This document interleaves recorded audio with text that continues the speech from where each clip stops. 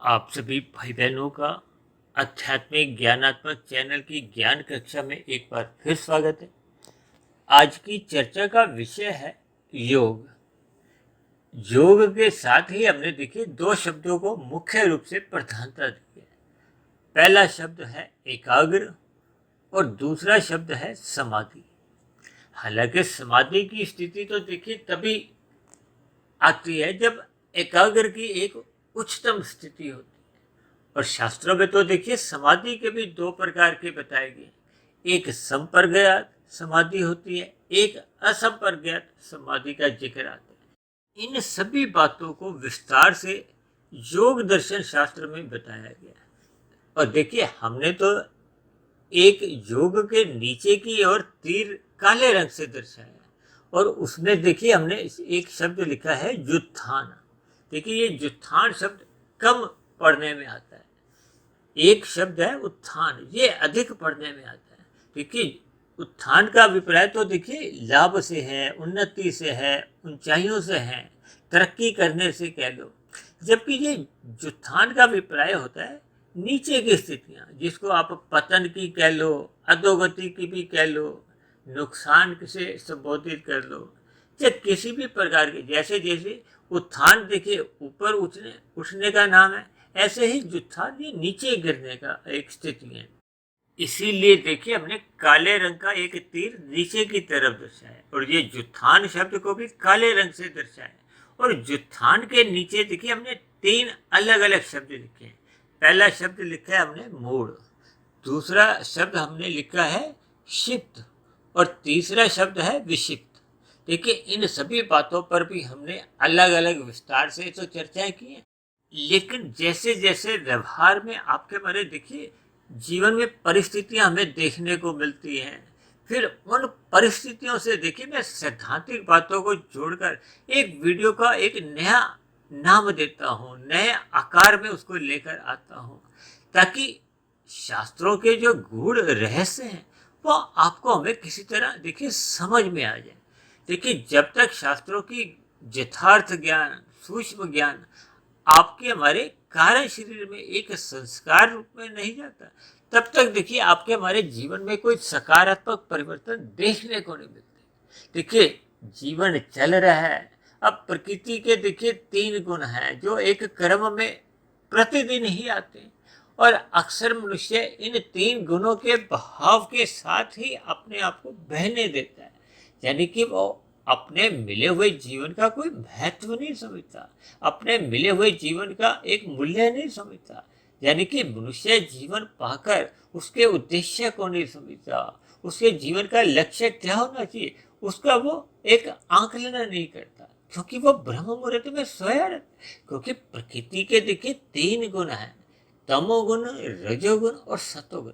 इन्हीं तीन गुणों से तो देखिए ये जो नीचे की हमने तीन स्थितियां लिखी है ना, मूढ़, क्षिप्त और विक्षिप्त, ये मूढ़ का अभिप्राय देखिए तामसी स्थिति से है, जिनकी देखिए अंतःकरण में तमोगुण की प्रधानता होती है, उनको ही शास्त्रों में मूढ़ के नाम से संबोधित किया है।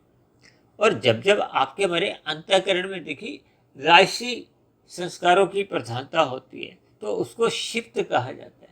और जैसे जैसे मनुष्य के भीतर में अंतःकरण में देखिए सात्विक संस्कारों की प्रधानता बनने लगती है तो ऐसी स्थिति को देखिए विक्षिप्त कहा गया। देखिए आज कलयुग चल रहा है, ये विक्षिप्त की स्थिति पर पहुंचना भी अपने आप में देखिए बहुत महत्व की बात है।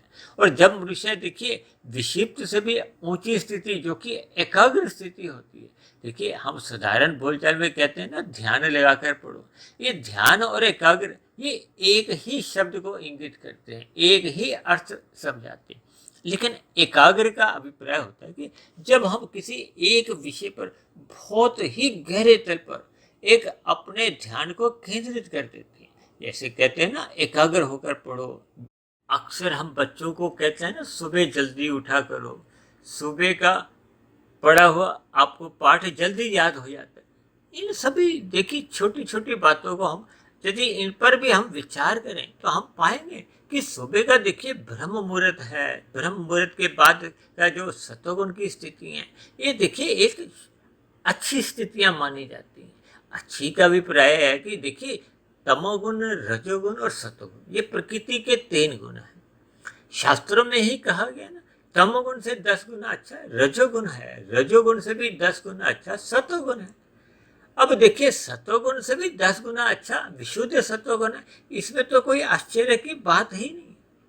इसीलिए देखिए, इसी 10 गुना के आधार पे तो हमने देखिए एक सूत्र तैयार किया, और हमारी अब तक की देखिए तकरीबन 920-22 जो वीडियो हमने बनाई है, वो इस सूत्र पर ही आधारित है। तमोगुण को 1, रजोगुण को 10, सतोगुण को 100 और विशुद्ध सत्वगुण यानी कि परमात्मा को हमने 1000 से संबोधित किया। जैसे एक साधारण मनुष्य को देखिए 100 के नोट के सामने तो देखिए 1 का और 10 का सिक्का अच्छा नहीं लगता। सभी मनुष्य चाहते हैं ना वो 100 के नोट गिने, एक एक के सिक्के गिनने में तो किसी की रुचि नहीं होती। जबकि परमात्मा की तो इच्छा होती है कि वो हम सभी आत्मा परमात्मा से जुड़े, यानी कि हम अपने मिले हुए जीवन में 1000-1000, 2-2000, देखिए पहले 1000 का नोट था, अब 2000 का नोट है। उसको समझने के लिए हमने देखिए नोटों की भाषा से, हमने केवल आर्थिक दृष्टिकोण से कि ज्ञान की बात आपके हमारे कार्य शरीर में एक संस्कार रूप में टिक जाए, हमने किसको अधिक महत्व देना है।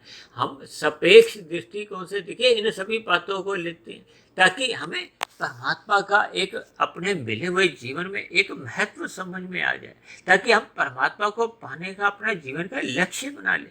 जब देखिए परमात्मा को पाने का आपके हमारे जीवन में लक्ष्य बन जाता है, तो फिर वो मनुष्य ये जो नीचे की जो 3 स्थिति हैं, मूढ़, क्षिप्त और विक्षिप्त, ये विक्षिप्त से फिर वो ऊपर की स्थिति में जाता है, एकाग्र।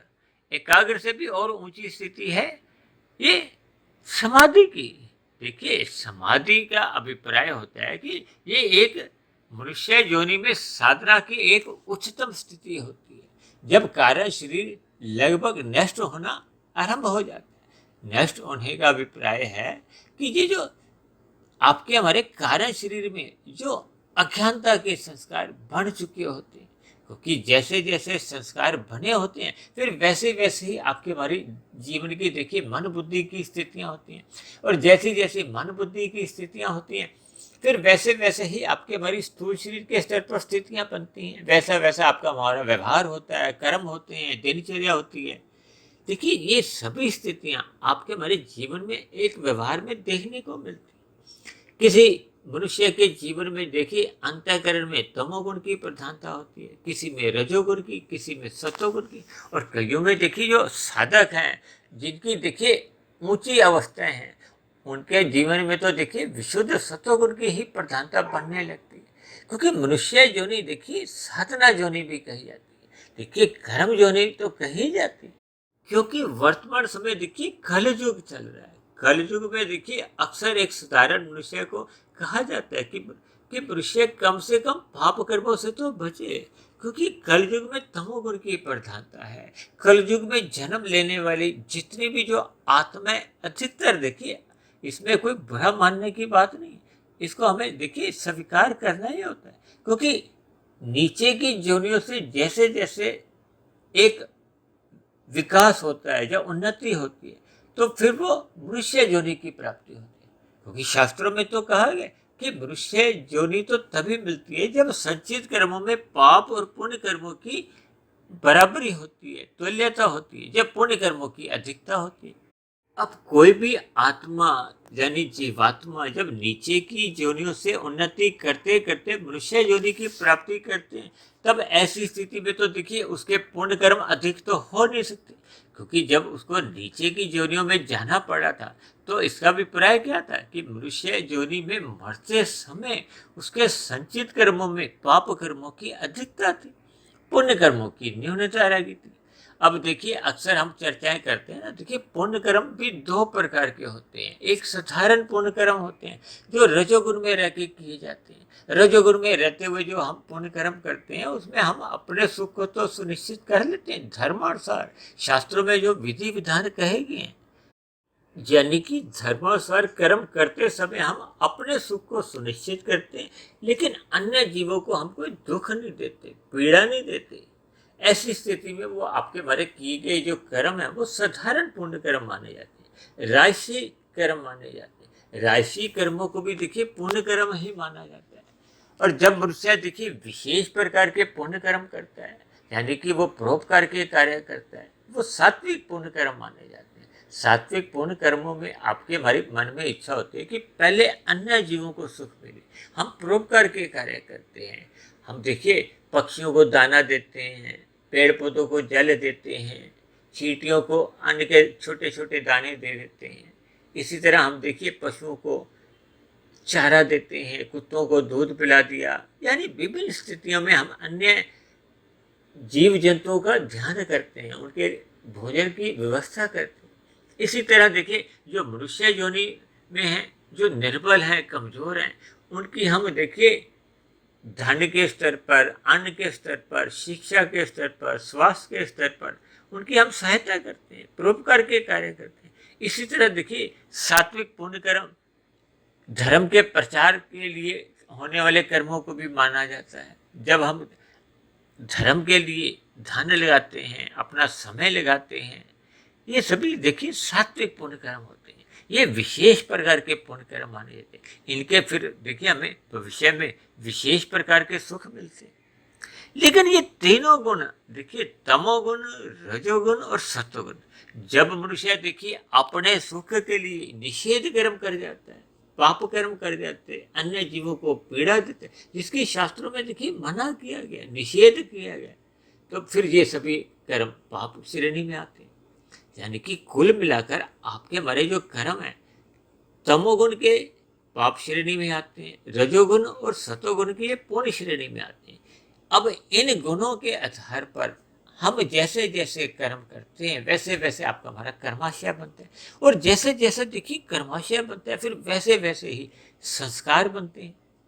अब देखिए जब हम मानसिक स्तर पे कर्म करते हैं या चिंतन करते हैं, उनका कर्माशय नहीं बनता, तब ऐसी स्थिति में केवल संस्कार बनते हैं। और संस्कारों से तो देखिए आपके हमारे मन बुद्धि में फुरने उठते रहते हैं। ये मन बुद्धि ये सूक्ष्म शरीर का हिस्सा है। देखिए आपके हमारे 3 शरीर होते हैं ना, स्थूल शरीर, सूक्ष्म शरीर और कार्य शरीर। ये जो मृत्यु जो बार बार होती है, जन्म मरण 84 लाख प्रकार की जो, ये तो स्थूल शरीर की होती है। आपके हमारे भीतर में जो कार्य शरीर है उसी में तो कर्माशय है, उसी में तो देखिए संस्कार है। और जैसी जैसी कर्मों की स्थिति होती है, अभी हमने बताया ना, जब ये संचित कर्मों में मनुष्य योनि में मरते समय पाप और पुण्य कर्मों की एक संतुलन बिगड़ जाता है। बिगड़ने का अभिप्राय कि पाप कर्मों की अधिकता होगी, पुण्य कर्मों की न्यूनता होगी। तब ऐसी स्थिति में फिर नीचे की जोनियों में, दंड रूपी जोनियों में जन्म लेना पड़ता है। ये नीचे की 80 लाख प्रकार की जोनी है, जिनकी हम देखिए लगभग प्रतिदिन ही चर्चाएं करते रहते हैं। अब नीचे की जोनियों में जाने के बाद वो जैसे जैसे हम दुख भोगते हैं, यानी कि हमारे पाप कर्मों का नाश होता है, वो नाश होते होते होते होते जब वो पुण्य कर्मों की बराबरी पे आ जाते हैं, तो फिर हमें पुनः मनुष्य जोनि का जन्म मिल जाता है। इस क्रम में देखिए चाहे 1000 जन्म लेने पड़े, लाख, करोड़, अरब, खरब, इसकी कोई ऐसी गिनती नहीं है। अक्सर मनुष्य देखिए ये भ्रम पाल लेते हैं कि 84 लाख प्रकार की योनियों में भ्रमण करना पड़ता है।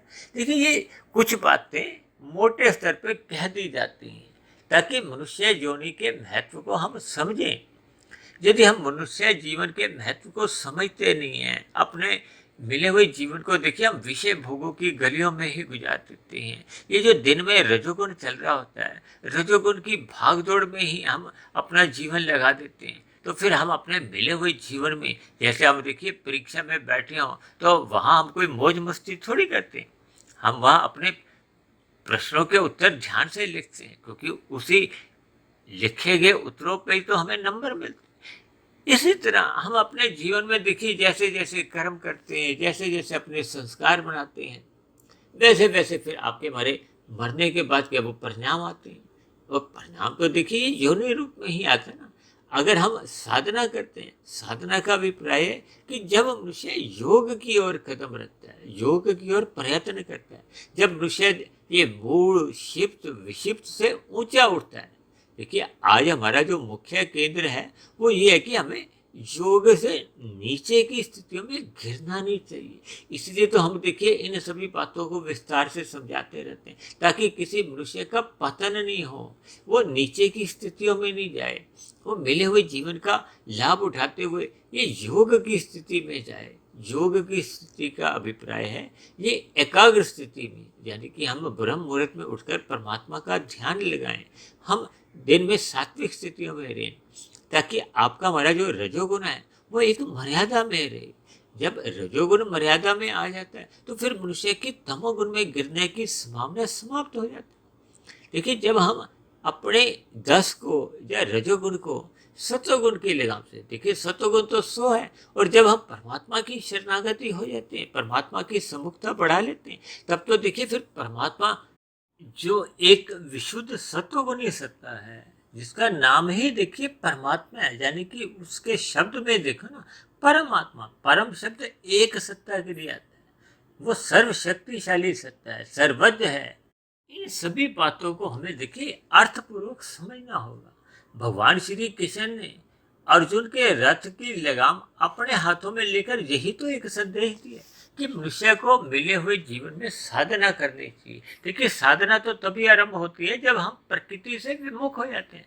प्रकृति से विमुख होने का अभिप्राय है कि हम सकाम भाव से अपने जीवन में कोई कर्म नहीं करते, तो फिर हम इन गुणों से नहीं बनते।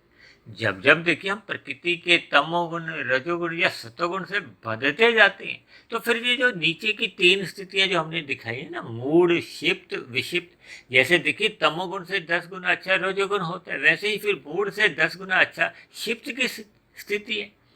अब क्योंकि रजोगुण से 10 गुना अच्छा सतोगुण है, तो इसलिए आप क्षिप्त से विक्षिप्त की स्थिति 10 गुना और अच्छी समझ सकते हो। देखिए, ये एक सापेक्ष दृष्टिकोण से समझी जाती है। कहते हैं ना, पाप कर्मों से पुण्य कर्म अच्छे हैं, और पुण्य साधारण पुण्य कर्मों से विशेष पुण्य कर्म अच्छे हैं, और विशेष पुण्य कर्म जो सकाम भाव से होते हैं उनसे अच्छे निष्काम भाव से कर्म गिने जाते हैं। तो ये सभी स्थितियों का देखिए सापेक्ष दृष्टिकोण से अर्थ समझाया जाता है, ताकि हम ऊपर की ओर जाएं, ना कि नीचे की ओर। देखिए, आज हमने क्या कहा, यदि मनुष्य योग की ओर नहीं जाता तो नीचे उसका जुत्थान, यानी कि उसका नीचे पतन होता है, नीचे की तरफ जाता है। इसलिए तो कहा जाता है ना कि मनुष्य को ऊंचाइयों की ओर जाना चाहिए। ये सत्संग करने की बार बार जो मनुष्य जोनी में सलाह दी जाती है, इसीलिए कि मनुष्य को ऊपर की ओर जाना चाहिए। परमात्मा जो कि एक विशुद्ध सत्वगुणी सत्य है। देखिए, सत्संग का अभिप्राय क्या होता है कि हमें विशुद्ध सत्वगुणी सत्ता की सम्मुखता बढ़ानी है। देखिए, जब हम सत्वगुण में ही स्थित नहीं होते, यानी कि जब हम ज्ञान में स्थिति में ही नहीं होते, तो फिर हम परमात्मा की ओर कैसे सम्मुख हो सकते। देखिए, ये जो रजोगुणी मनुष्य कभी कभी सत्संग करता है ना, उसका सत्संग देखिए बेमन से होता है, क्योंकि उसमें रजोगुण की प्रधानता है। देखिए, ये गुणों का जो खेल है, इसको हमें बहुत ही एकाग्र स्थिति से समझना चाहिए। गीता में देखिए 13वां और 14वें अध्याय में प्रकृति के 3 गुणों का ही वर्णन है। इन 3 गुणों की स्थितियों पर हमें एकाग्र होकर एक शोध करना चाहिए, चिंतन करना चाहिए। देखिए, हम तो प्रतिदिन जो वीडियो तैयार करते हैं वो तो 3 शरीर, स्थूल शरीर, सूक्ष्म शरीर, कारण शरीर और प्रकृति के ये 3 गुण, तमोगुण, रजोगुण और सतोगुण, देखिए ये माया के ही सारे गुण हैं, माया की ही ये स्थितियां हैं। और जबकि आत्मा और परमात्मा तो देखिए एक चेतन तत्व है। चेतन का परम चेतन से एक सजातीय संबंध है। इस बात को हम स्वीकार नहीं करते, और हम अपने आप को देखिए शरीर मानते हुए इन प्रकृति के पदार्थों के भोगों के लिए ही ललाहित रहते हैं। और जब हम ललाहित रहते हैं तो फिर हम देखिए धर्मानुसार कर्म करते हैं तो हम रजोगुण में रहते हैं, विशेष प्रकार के पुण्य कर्म करते हैं तो हम सत्वगुण में चले जाते हैं। और जब जब आपके हमारे कारण शरीर में देखिए भोगों के संस्कार बहुत ही शक्तिशाली बन जाते हैं, और जब हम रजोगुण का सहारा ना लेकर धर्म के विरुद्ध कार्य करते हैं तो फिर मनुष्य तमोगुण में गिर जाता है। यानी कि मनुष्य के जीवन में ये 3 गुणों का आना जाना ही बना रहता है। जबकि शास्त्रों में तो देखिए ये तमोगुण और रजोगुण की स्थितियों को एक निंदा रूप में कहा जाता है। शास्त्रों में तो ये भी कहा गया है कि देखिए सतोगुण की प्रशंसा करनी चाहिए, और रजोगुण के प्रति हमें उदासीन रहना चाहिए, और तमोगुण की निंदा करनी चाहिए। इन सभी के हमें अर्थपूर्वक समझना होगा, ताकि हम अपने मिले हुए जीवन में मूड की स्थिति से तो कभी भी नहीं रहे। हम या तो देखिए आरंभ में शिफ्ट स्थिति में रह सकते हैं, फिर शिफ्ट से हमारा देखिए विशिष्ट स्थिति में जाने की हमें एक साधना करनी चाहिए। देखिए साधना तो वैसे सत्वगुण से विशुद्ध सत्वगुण की यात्रा होती है, लेकिन जब मनुष्य शिफ्ट की स्थिति से विक्षिप्त स्थिति में जाता है, यानी कि वो जब श्रद्धा पूर्वक सत्संग करता है, ज्ञान उसका टिकने लगता है, तो फिर वो उसके लिए देखिए ये क्षिप्त से विक्षिप्त की स्थिति की ओर आना भी उसके लिए तो एक साधना ही है। एक जुत्थान की स्थिति होती है, एक ऊंचाइयों की स्थिति होती है। वो तो जब हम सापेक्ष दृष्टिकोण से चर्चाएं करते हैं, तो जब हम योग से नीचे की स्थितियां आती हैं, यानी कि जब जब आपके हमारे जीवन में एकाग्र स्थिति नहीं होती, तो फिर आपके हमारे जीवन में देखिए समाधि की स्थिति तो फिर हो ही नहीं सकती। तब ऐसी स्थिति में मनुष्य की देखिए नीचे की 3 स्थितियां बनती हैं, मूड, शिफ्ट और विक्षिप्त। अब क्योंकि तमोगुण से 10 गुना अच्छा रजोगुण है, रजोगुण से भी 10 गुना अच्छा सतोगुण है, उसी आधार पर देखिए फिर ये मूड से 10 गुनी अच्छी शिफ्ट कही जाती है और शिफ्ट से भी 10 गुनी अच्छी स्थिति विक्षिप्त मानी जाती है। अब ये जो कहा जाता है ना, तमोगुण और रजोगुण ये दोनों देखिए पास पास है, पास पास का अभिप्राय 1 और 10 देखिए जैसे पड़ोसी होते हैं ना, 2 मकान देखिए एक ही गली में, देखिए गली में तकरीबन कितने होते हैं, 10, 15, 20 मकान होते हैं। तो किसी का मकान नंबर 1 है तो किसी का मकान नंबर 10 है, तो बीच में तो 8 मकानों का ही अंतर है। तो इसलिए ये एक ही गली के माने जाते हैं, इनको पड़ोसी कह दिया जाता है। इसीलिए तो कहा जाता है कि मनुष्य को विषय भोगों में लिप्त नहीं रहना चाहिए। जब जब मनुष्य विषय भोगों में लिप्त होता हुआ रजोगुण में आ जाता है, तो उसका ना चाहते हुए तमोगुण में आना जाना फिर बनने लगता है। जैसे हम जिस घर में रहते हैं तो पड़ोसी के आते जाते हमें दर्शन होते हैं, चाहे अगर बोलचाल नहीं भी हो। बोलचाल का मतलब ये कि जब मनुष्य तमोगुण में गिर जाता है। देखिए इन सभी शब्दों के हमें भावार्थ समझने चाहिए, यानी कि हमें अपने मिले हुए जीवन का सदुपयोग करते हुए हमें सात्विक स्थिति बनानी चाहिए। सर्वप्रथम हमें सतोगुण में स्थित होना चाहिए, और जब सतोगुण में आपके भरी एक मजबूत स्थिति बन जाती है, देखिए मजबूत स्थिति कब बनती है, जब आपके भरे कारण शरीर में तामसी और राजसी स्थिति से ऊंचे उठते हुए हम सात्विक स्थिति में आते हैं, यानी कि शुभ संस्कारों की मजबूती होने लगती है। दूसरे अर्थों में आपके हमारे कारण शरीर में देखिए सात्विक स्थितियां मजबूत होने लगती है, सत्वगुण की प्रधानता होने लगती है। देखिए जब हम तमोगुण में रहते हैं या रजोगुण में रहते हैं, दोनों ही स्थितियों में देखिए सत्वगुण की न्यूनता बनी रहती है, यानी कि ज्ञान की न्यूनता बनी रहती है। देखिए तमोगुण 1 की स्थिति है, सत्वगुण 100 की स्थिति है। इसको आप अंकों के आधार पर अपने मन में बैठाइए। 1 और 100 में देखिए 99 अंक की दूरी है। और यदि आपकी स्थिति रजोगुण की है, रजोगुण 10 की स्थिति है और सत्वगुण 100 की स्थिति है, तब ऐसी स्थिति में देखिए 10 और 100 में 90 अंकों का फर्क है। अब 90 और 99 में तो देखिए कुछ अंतर तो जरूर है, लेकिन कोई विशेष अंतर नहीं है।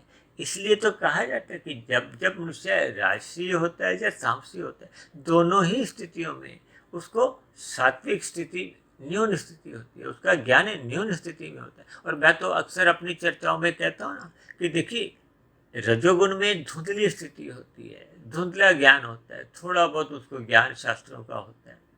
और जबकि तमोगुण को तो अंधकार से जोड़ा जाता है, अंधकार को अज्ञानता से जोड़ा जाता है, उसको तो देखिए कुछ भी ज्ञान ही नहीं होता। हालांकि देखिए सापेक्ष दृष्टिकोण से तो तमोगुण से रजोगुण की स्थिति अच्छी मानी जाती है, लेकिन सतोगुण की तुलना में तो ये स्थिति राशि भी कोई अच्छी नहीं मानी जाती। इसलिए हम सभी भाई बहनों को मिले हुए जीवन में देखिए सात्विक स्थिति सर्वप्रथम अपने जीवन में बनानी होगी। हमें सतोगुण का अधिक संग करना होगा, हमें अपनी दिनचर्या व्यवस्थित करनी होगी, संतुलित जीवन जीना होगा। यानी कि मिले हुए 24 घंटे में ये जो सतोगुण के 8 घंटे आते हैं ना, इसका हमें संग करना चाहिए। संग करने का अभिप्राय है कि हमें ब्रह्म मुहूर्त में उठ जाना चाहिए। जब मनुष्य ब्रह्म मुहूर्त में उठ जाता है, परमात्मा का ध्यान लगाता है, तो फिर उसकी स्थितियां देखी एकाग्र में जाने की बनने लगती हैं। और जैसे जैसे एकाग्र की आपकी हमारी स्थितियां मजबूत होने लगती है, यानी कि हम योग की दिशा की ओर चलने लगते हैं, कुछ हमारी उन्नति होती है, तो फिर हम धीरे धीरे देखिए एक समय ऐसा आता है कि जब आपकी हमारी एक समाधि की स्थिति पहुंचने लगती है। देखिए समाधि की स्थिति अपने आप में बहुत ही ऊंची स्थिति मानी जाती है, क्योंकि आरंभ में जब देखिए एकाग्र स्थिति होती है तो आपके हमारे कारण शरीर में जो राजसी संस्कार होते हैं ना, वो जलने लगते हैं, समाप्त होने लगते हैं, कमजोर होने लगते हैं। उनके स्थान पे देखिए शुभ संस्कार बनते जाते हैं। और जैसे जैसे आपके हमारी देखिए समाधि की ओर स्थितियां एक पहुंचने लगती हैं, तो फिर जो आपका हमारा तमोगुण का जो मल रूपी संस्कार होते हैं, वो देखिए पूर्ण रूप से दग्ध बीज होने लगते हैं। अक्सर देखिए हम इन बातों पे चर्चा करते हैं ना, कारण शरीर में आपके हमारे शुभ अशुभ दोनों संस्कार होते हैं। अब अपने मिले हुए जीवन में देखिए यदि हम बुरे संस्कारों को, अज्ञानता के संस्कारों को दग्ध बीज कर देते हैं। दग्ध बीज करने का अभिप्राय है कि बुरे संस्कार समाप्त होते जाते हैं। जब बुरे संस्कार समाप्त होते जाते हैं तो फिर कारण शरीर का आत्मा के ऊपर जो एक आवरण होता है वो समाप्त होता जाता है। देखिए जब आत्मा अपने मूल ज्ञान में लौटने लगती है तो आत्मा का तो देखिए परमात्मा से एक सजातीय संबंध है। यानी कि आत्मा परमात्मा की ओर, जैसे लोहे के कण देखिए चुंबक की ओर अपने आप ही चिपक जाते हैं ना, आकर्षित हो जाते हैं, उसी तरह देखिए फिर आत्मा की परमात्मा के प्रति एक सम्मुखता को, प्रीति को, प्रेम को सहज ही उमड़ने लगती है। यानी कि आत्मा सदा ही परमात्मा की ओर सहज ही आकर्षित होती है। इसको आप यूं भी समझ सकते हैं। और जैसे जैसे जी अज्ञानता के संस्कार पूर्ण रूप से दग्धबीज हो जाते हैं तो फिर आत्मा पूर्ण रूप से देखिए परमात्मा की ओर सम्मुख हो जाती है। तब ऐसी स्थिति में जब अज्ञानता पूर्ण रूप से समाप्त हो जाती है, यानी कि कारण शरीर में राजसी, तामसी ये सभी मन रूपी संस्कार समाप्त हो जाते हैं, तो फिर हम देखिए शुद्ध आत्मा बन जाते हैं। शुद्ध आत्मा तो देखिए परमात्मा की ओर सहज ही सम्मुख होती है। यानी ऐसी स्थिति में आत्मा का परमात्मा से 100% प्रीति बनी रहती है। देखिए ये सभी स्थितियां उत्पन्न होने का अभिप्राय है कि आपका हमारा कारण शरीर समाप्त हो जाता है। कारण शरीर के समाप्त होते ही आपका हमारा सूक्ष्म शरीर समाप्त हो जाता है। और स्थूल शरीर तो देखिए हम सभी के एक निश्चित आयु लेके आए हैं। यानी स्थूल शरीर की मृत्यु तो सभी की ही होती है, चाहे हम प्रयत्न करें या नहीं करें। लेकिन स्थूल शरीर के रहते रहते यदि हम अपना कारण शरीर समाप्त कर लेते हैं तो कारण शरीर के समाप्त होते ही सूक्ष्म शरीर समाप्त हो जाता है। और स्थूल शरीर की जैसे ही अपने प्रारब्ध भोग कर मृत्यु हो जाती है तो फिर ऐसी स्थिति में देखिए फिर मरने के बाद फिर एक नई प्रकृति की जो 84 लाख की योनियों में भ्रमण नहीं करना पड़ता। तब ऐसी स्थिति में देखिए कोई नए जन्म का कारण नहीं है, क्योंकि कारण क्या होता है, ये कारण शरीर जैसे जैसे कर्माशय बना होता है, जैसे जैसे संस्कार होते हैं। हालांकि देखिए कर्माशय का नीचे की जोनियों में पाप कर्मों का कर्माशय घटता है और ऊपर की जोनियों में पुण्य कर्मों का कर्माशय घटता है। और संस्कारों की स्थिति तो देखिए ताला लगा रहता है, यथास्थिति बनी रहती है। ये मनुष्य जोनि में ही हम अपने संस्कारों को देखिए, बुरे संस्कारों को दग्ध बीज कर सकते हैं और उनके स्थान पर शुभ संस्कार बना सकते हैं। देखिए शुभ संस्कार बनाने के नाम ही तो साधना है। आप किन्हीं भी देखिए शब्दों से समझ सकते हो। यानी कि मिले हुए जीवन में हमें साधना करते हुए योग की स्थिति को हमने प्राप्त करना है। योग की स्थिति को प्राप्त करने का अभिप्राय है कि हमने 100% अपने कार्य शरीर में अज्ञानता के या भोग के संस्कारों को दग्ध बीज करना है। तो ऐसी सभी शुभ स्थितियां हम सभी भाई बहनों के जीवन में तभी बननी आरंभ होती हैं जब मनुष्य ब्रह्म मुहूर्त में साधना करना आरंभ कर देता है, ब्रह्म मुहूर्त में उठने का उसका संस्कार बन जाता है। तो ऐसी सभी शुभ स्थितियां हम सभी भाई बहनों के जीवन में भी बने। इन्हीं शुभकामनाओं के साथ आज की चर्चा विशेष को अब हम यही विश्राम देते हैं। यदि बनी हुई वीडियो आपको ज्ञानवर्धक लगती हो, तर्क संगत सही लगती हो, परमात्मा से जोड़ने में सहायक बन रही हो, आपके अंधविश्वास समाप्त करने लगी हो, तो मेरी आप सभी भाई बहनों से विनती है कि इन बनी हुई वीडियो विशेष को आप अधिक से अधिक भाई बहनों में शेयर करें, ताकि अन्य भाई बहनों के जीवन में भी आध्यात्मिक उन्नति आए, उनका भी ब्रह्म मुहूर्त में उठने का संस्कार जगे, परमात्मा में उनकी प्रीति जगे और समाज में एक सतोगुणी वातावरण बनता जाए। उस सतोगुणी वातावरण में हम सभी भाई बहनों का सुखमय जीवन बीते और परमात्मा में सदा प्रीति बनी रहे।